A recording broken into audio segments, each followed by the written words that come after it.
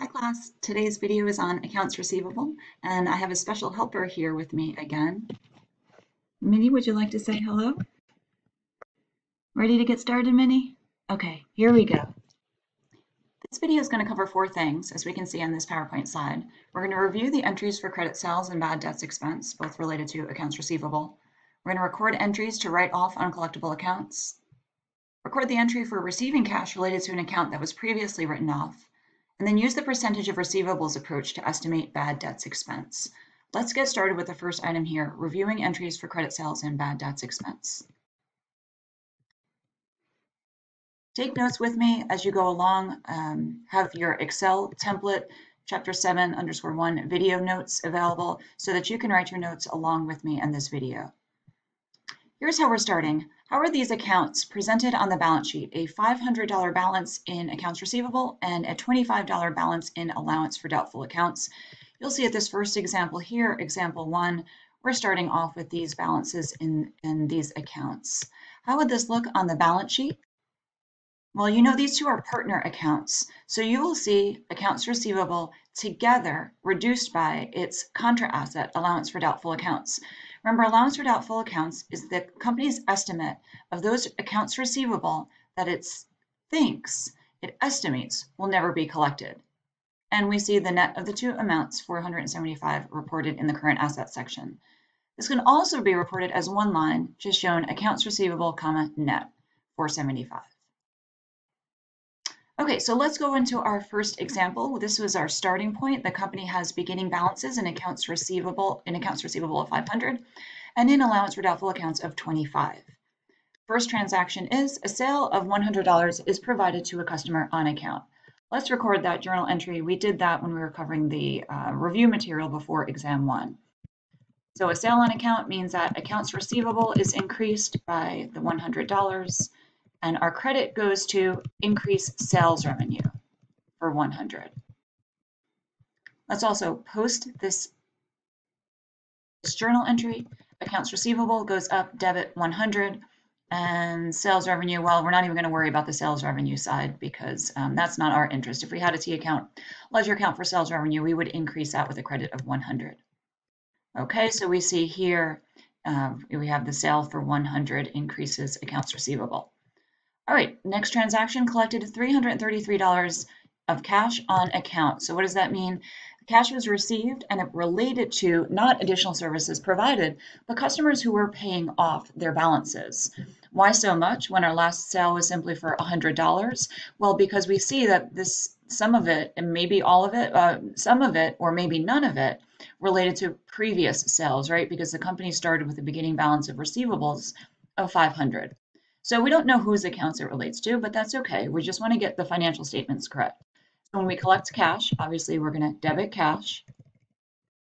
And we also collected accounts receivable. So accounts receivable needs to now decrease. So to decrease accounts receivable, we're going to credit accounts receivable.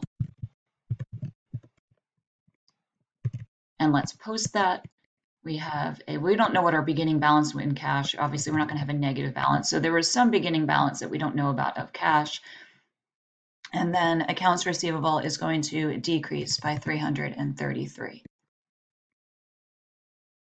And finally, the company estimates its bad debts expense. Let me just go through these PowerPoint slides here. Here's the count for the collection. And then now, the company estimates at the end of the year, when doing its adjusting entries, that bad debts expense should be $15 based on its review of the receivables, the credit sales, and the accounts receivable. It says of our credit sales, we think, or total sales, we think $15 is not going to be collected. So we want to record bad debts expense. Remember, we always debit to increase expenses.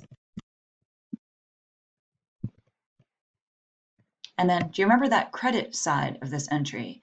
Conceptually, what we're doing is decreasing our accounts receivable because we're estimating we're never going to collect that amount of the receivables, but we never decrease accounts receivable for the bad debts expense. We use this special tracking account called allowance for doubtful accounts. Remember, this is all just a review of material that we've covered prior to exam 1. Okay, so bad debts expense is increased for 15, and then we have allowance for doubtful accounts Remember, it generally, to increase the allowance account, we always credit the account to increase it.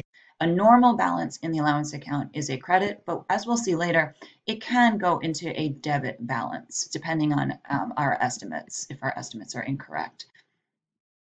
How would an allowance for doubtful accounts be reduced and end up with a debit? We'll see that in example 2, part 3. Okay, so at this point, we've simply just reviewed accounting for bad debts expense. Now, let's hold off on this write-off of the uncollectible account, and let's move on to new material. So when we are looking at what accounts receivable, looking at the valuation of accounts receivable on the balance sheet, remember we look at the difference between accounts receivable. So what would the balance sheet report here? Accounts receivable less the allowance account, allowance for uncollectible or allowance for doubtful accounts. And at the end of the period, what do we see here for the balance in accounts receivable? It started off as 500, was increased by 100 with a credit sale, and reduced by a cash collection of 333. So the ending balance is 267, debit. What's the ending balance in allowance for doubtful accounts? Well, I can see here that it's $40, credit. So what would the balance sheet report? Accounts receivable of 267 less the allowance for doubtful accounts, right? Because one has a debit balance and one has a credit, so we're going to take the difference. And that difference is equal to 227. That is, we call this amount, this is the amount of cash the company expects it will collect of its receivables.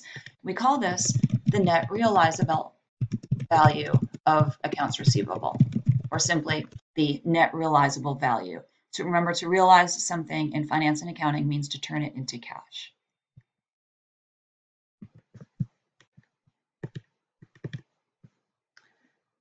To determine the amount of bad debts expense, the company has two main methods that are technically allowable under GAAP. One is called, the first one, the direct write-off method, is only allowed under GAAP in certain situations, certain limited situations. Most companies are using what's called the allowance method to determine their bad debts expense. The direct write-off method says we're not going to do any, when we have a credit sale, we're not going to record our estimate. We're not going to estimate of those credit sales, what do we think is going to be uncollected. We're not going to look at our accounts receivable to estimate which ones of those are not going to be collected. The direct write-off method says we're going to wait until the customer actually defaults. However long, whatever our policy might be, whether it's 100 days or 200 days past due, whatever we've decided is the time limit where we say this customer is not likely to pay us back, and that's the point where we're going to record bad debts expense. Now, that is not allowed by GAAP unless the amount of bad debts expense is so small in dollar value, or in other words, unless the amount of bad debts expense is immaterial. For most companies, it is going to be material, the amount of bad debts expense, and therefore GAAP requires the use of the allowance method. The allowance method is the method that we're familiar with. In the period that a credit sale is recorded and accounts receivable are put on the books, because that sales revenue was recorded this period, the company must estimate the related expense due to that, related to that sale. So if we had a credit sale, we also need to account for the cost of the credit sale. And one of the costs is we might not collect some of those receivables or bad debts expense. Just to quickly see what the direct write-off method would look like, assume that on December 10th, cruise company writes off an uncollectible customer's account balance. Well, this looks pretty similar. We have a debit to bad debts expense. Then the credit goes directly to accounts receivable. There's no allowance method. There's no allowance for doubtful accounts account used here. Also, this expense, a bad debts expense, would probably end up being recorded in a separate period than when that sales revenue is recorded. And that's why GAAP does not allow this unless that amount of the expense is so small that it really is not going to have a material impact on the financial statements. We're going to focus on the allowance method. That's what we've talked about before, where at the end of the period, as an adjusting entry, the company records its estimate of bad debts expense.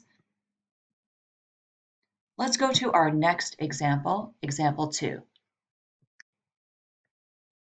Assume that Brown Furniture has had credit sales of $1,800,000 at the end of its first year of operations. Of this amount, 150,000 remains uncollectible at December 31st. So let's put these numbers in here as our beginning balances. We're going to end up going past December 31st, 2020's numbers. We're going to end up going past that. Let's have a sales revenue account. And once we go into the next period, we are going to need to clear out the balances in sales revenue.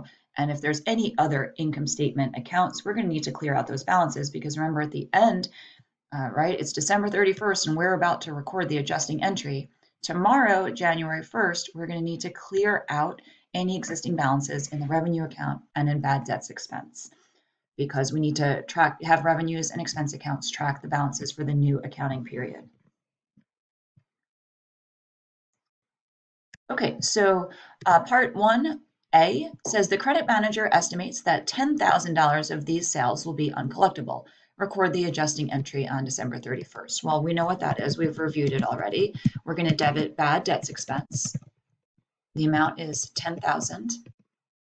And the credit is not to accounts receivable, but to allowance for uncollectible accounts or allowance for doubtful accounts. And we're going to post those ledger accounts.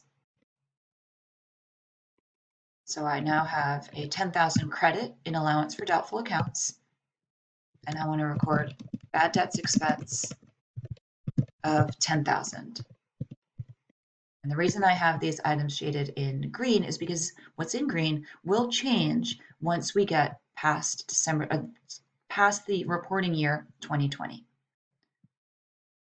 The next part, part 1B, says what is the net realizable value of receivables on December 31st, 2020? We know net realizable value means accounts receivable, 150,000, less the allowance for doubtful accounts, which has a balance of 10,000. Once I fill it in here, this is the end of 2020.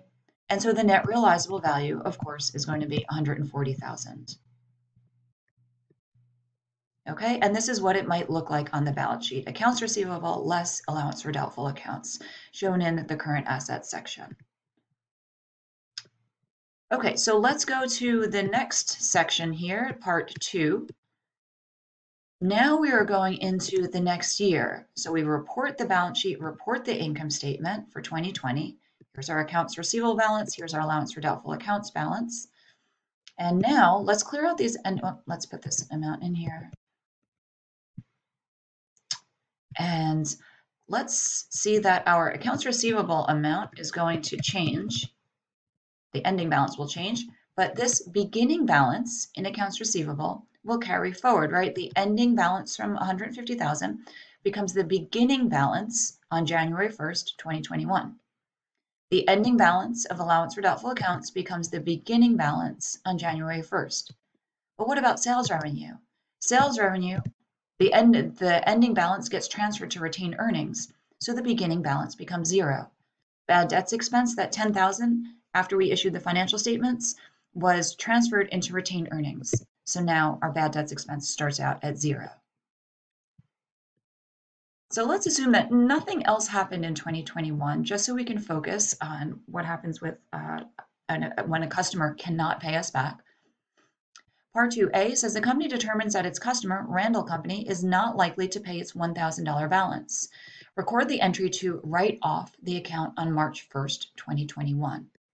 Okay, so when we have some certainty, now we never have exact, we can't predict the future, but we have reasonable amount of certainty that our customers are not going to pay us back. We see here, it says in the credit card industry, it's standard practice to write off accounts that are 210 days past due. So once a customer hasn't paid in about 7 months, the credit card company says, well, generally, we're never going to collect this, so let's just go ahead and take it out of the allowance. And let's reduce accounts receivable. Let's stop waiting for it and including it in accounts receivable. Let's take it out completely. Let's act as if that customer does not even owe us anymore because we've decided that they're simply never going to pay. So before we do the accounting for Part B, let's come down here into this Notes tab and let's write some notes about writing off uncollectible accounts. So any uncollectible receivables must eventually be written off. or in other words, removed from accounts receivable.